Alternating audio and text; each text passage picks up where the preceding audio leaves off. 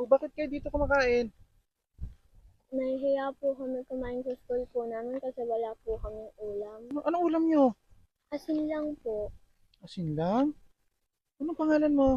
Krislin po. Rislin. Ikaw kuya, anong pangalan mo? Raisen po. Ano kayo?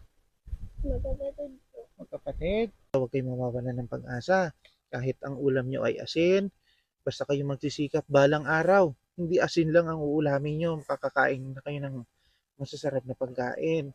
Basta magsikap lang kayo sa pag-aaral nyo, ha? Akala po namin hindi na po kayo babalik eh. Ay, babalik ako kasi pangako ko sa inyo, di ba? Ano ta? Anong tawag dito? Jollibee po. Nakakain ka ng ganito?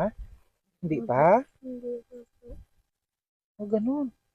Ah, tama. Binilihan kayo ni Kuya Jun ng Jollibee. Gusto ko para maging masarap yung pagkain niyo. O, tingnan mo, tingnan mo. Buksan mo. Oh. Okay. Ah? Ay, bakit ka umiyak?